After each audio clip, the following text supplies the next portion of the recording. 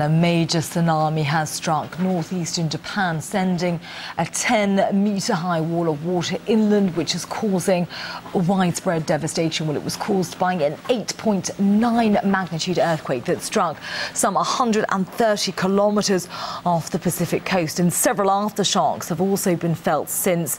So far, we know that 61 people are confirmed dead, but that number is still expected to rise. 3 waves have also reached Russia's Kuril Islands to the north, reportedly around up to 3 metres high. In Japan itself, 200 people have reportedly been washed away, with several others missing in Japan's Sendai city. Well, the damage was also felt in Tokyo, some 400 kilometres away from where the earthquake struck. It's all but ground to a halt, with fires and injuries widely reported there. Norita International Airport has also been shut down. There's a tsunami warning also now in place for the entire Pacific region, and an earthquake has been felt in Hawaii, measuring some 4.5 on the Richter scale. It's now preparing to be struck by a destructive wave within the next few hours. Well, let's get more on the earthquake and its effects from Dr. Robert Jacobs, a research associate professor of nuclear history and culture at Hiroshima Peace Institute. Many thanks for being with us here on RT. Now, are the effects of the earthquake being felt where you are? I understand that you are in Hiroshima itself.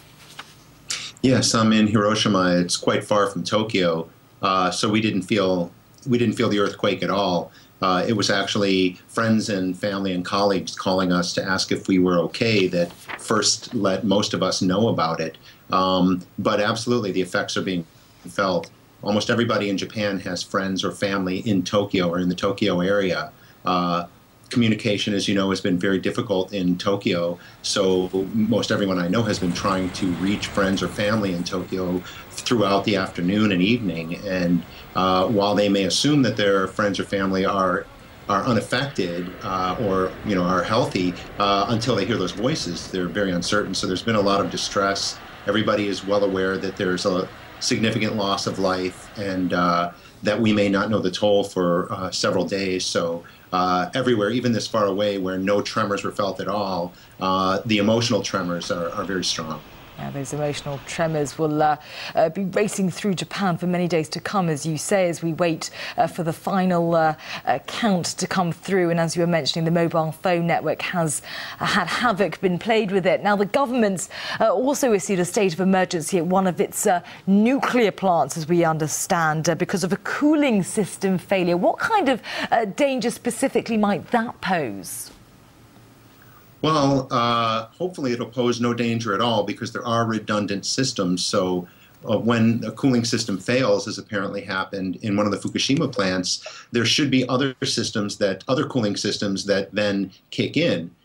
So in theory, this is the kind of safety procedures that will avert any kind of event, any kind of nuclear event.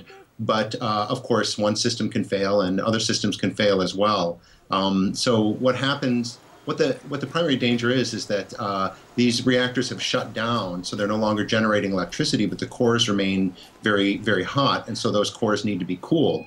And if the cooling systems fail, then the temperature of the cores can rise, and that can lead to a variety of different sorts of incidents in which radiation may be released into the environment.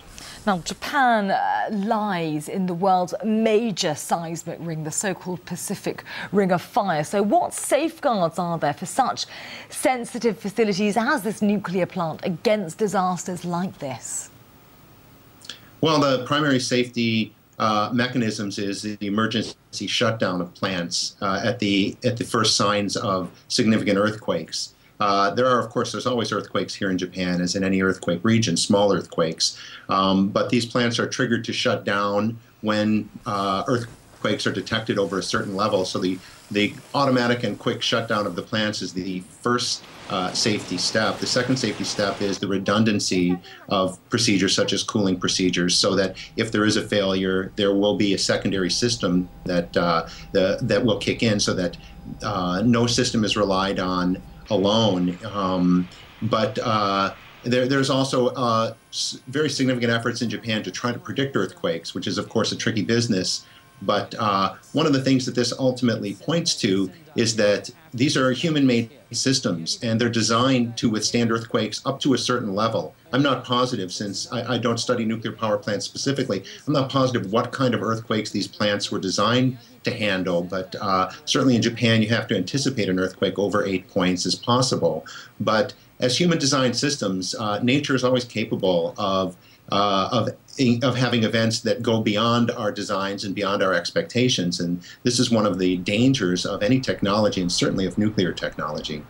OK, Dr. Robert Jacobs, the Research Associate Professor of Nuclear History and Culture at the Hiroshima Peace Institute. Many thanks for speaking to us on this earthquake and tsunami that's hit Japan. Many thanks.